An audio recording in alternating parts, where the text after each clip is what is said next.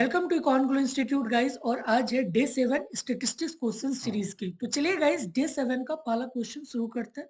तो guys first question given है कि in a large metropolitan area the probabilities are 0.86, 0.35 and 0.29 respectively that a family owns a colored television set, a HDTV sets or both kind of sets. What is the probability that a family owns either or both kind of sets? ठीक है, तो guys इस question को करने से पहले आपको concept पता होना चाहिए। ठीक है, तो गाइस इसके लिए मैं आपको फ्यू कॉन्सेप्ट यहाँ पे दिया हूँ कि थ्योरम 1 आपको गिवन है कि if A and A dash are complementary event in a sample space then the probability of A complement क्या होता है, equal to 1 minus probability of A. In simple language guys कि अगर एक इवेंट है ए, ठीक है, दैट इज ए, तो ए कॉम्प्लीमेंट का मतलब कि अदर देन ए, मतलब ये वाला पार्ट क्या हो जाएगा, ये वाला पार्ट क्या बन जाएगा, ए कॉम्प्लीमेंट। तो अगर मुझसे कोई पूछे कि बताओ what is the probability of A complement, तो टोटल, टोटल हो गया, तो टोटल इन स्टेटिस्टिक्स क्या होता है, वन। टोटल मीन्स वन, तो one minus probability of A, ये वाला माइनस कर देंगे, प्रोबेबिलिटी ऑफ ए माइनस कर देंगे तो हमें क्या मिल जाएगा, प्रोबेबिलिटी ऑफ ए कॉम्प्लीमेंट, मतलब ये वाला रीजन। ठीक है, तो ये वाला रीजन हमें मिल जाएगा। तो वही चीज यहाँ पे लिखा हुआ है कि probability of A complement equal to 1 minus probability of A। ठीक है guys, theorem 2 probability of phi equal to 0 for any sample space। ठीक है, तो इसका यहाँ पे प्रूफ भी गिवन है कि S and phi are mutually exclusive।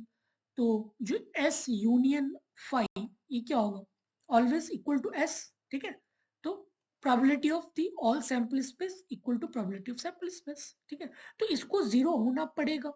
ठीक है, तो ये जस्ट इसका प्रूफ है, मैं जस्ट यहाँ पे गाइस आपको ऐसे यहाँ पे दे दिया हूँ। ठीक, तो इसको एक बार आप देख लेना। थ्योरम, नेक्स्ट थ्योरम कि if A and B are event in a sample space S and A is a subset of B, then the probability of A less than equal to probability of B। guys ये theorem बहुत important है।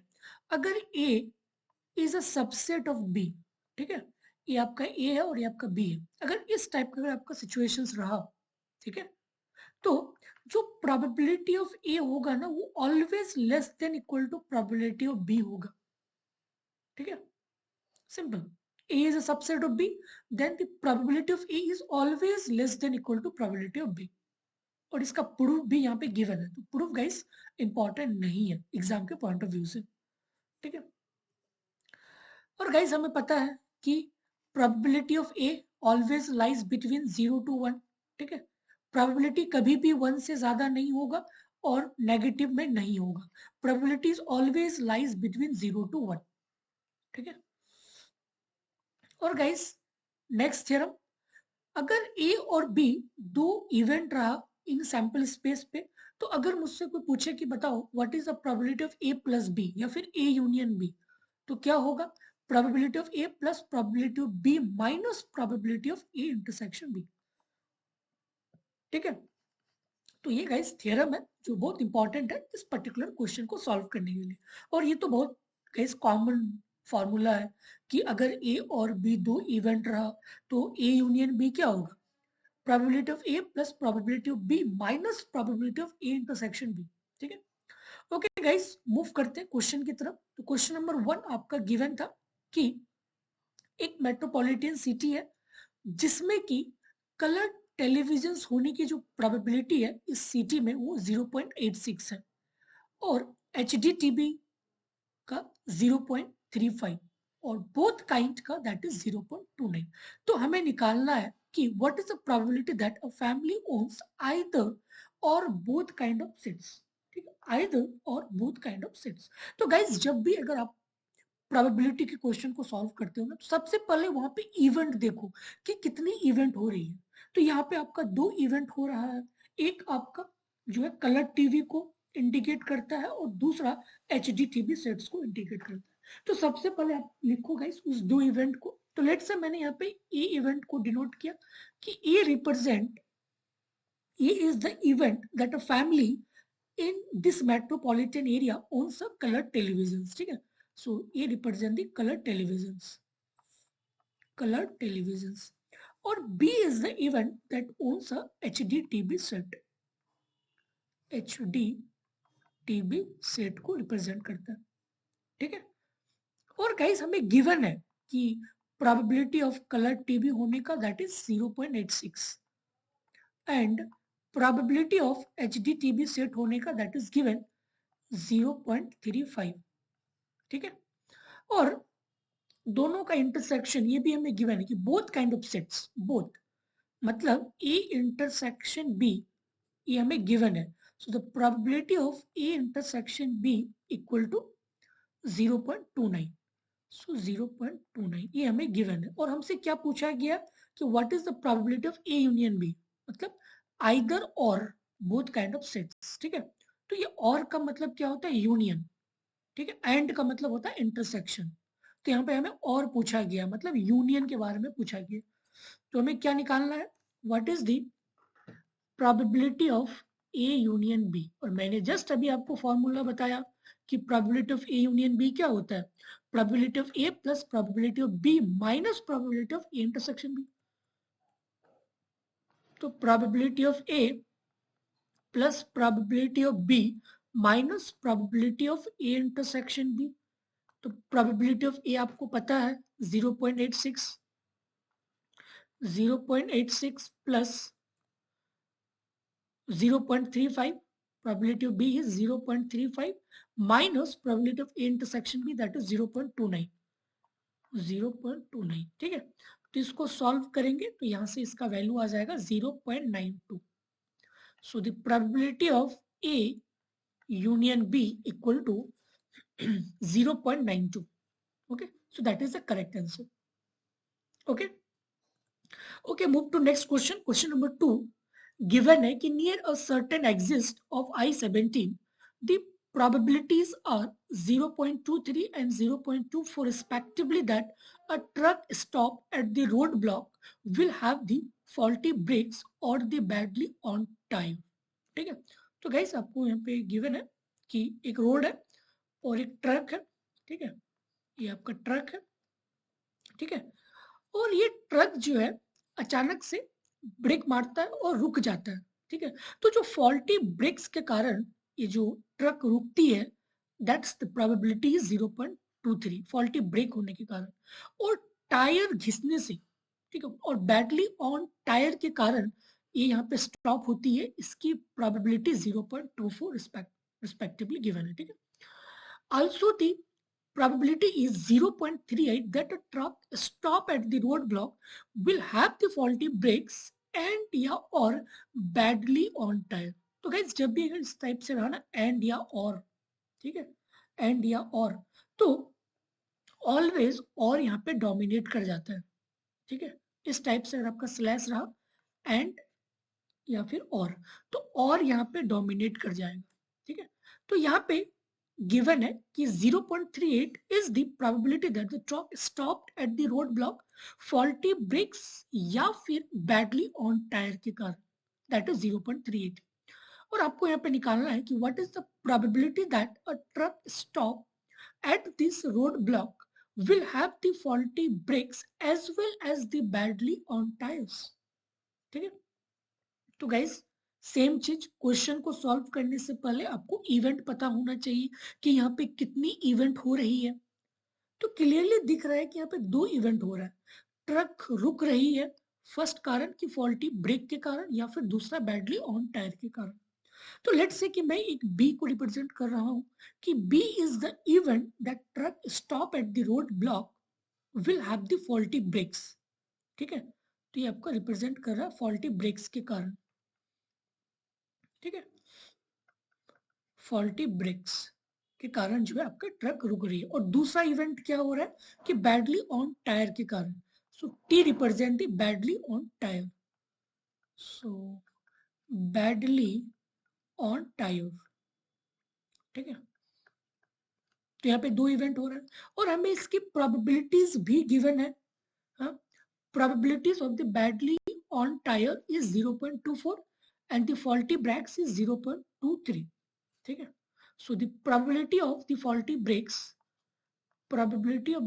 brakes is equal to 0.23, 0.23, and the probability that the own tire is 0.24, 0.24, ठीक है।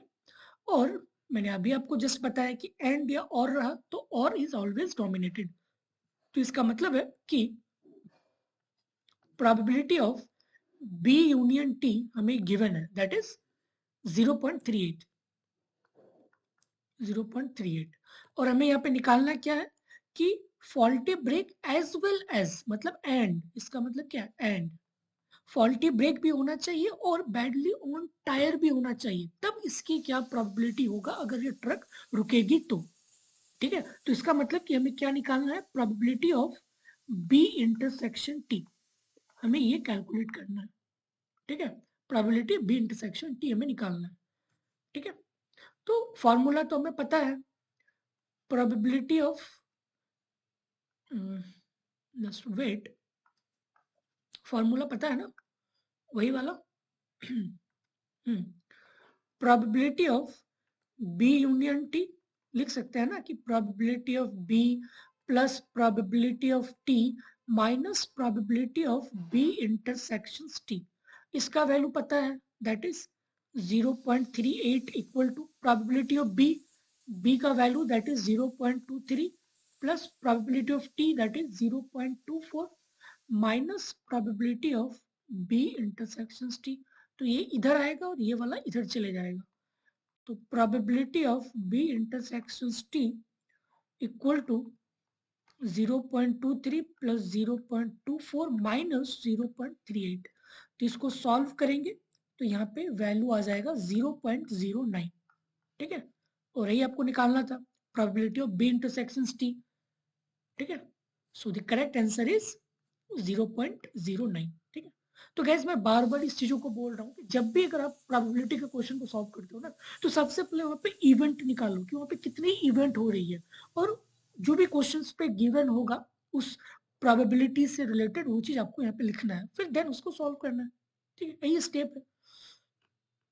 Okay guys, move to next question. Question number 3 given है कि if a person visit his dentist, suppose that the probability that he will have his teeth cleaned is 0.44. The probability that he will have a cavity filled is 0.24. The probability that he will have a tooth extracted is 0.21.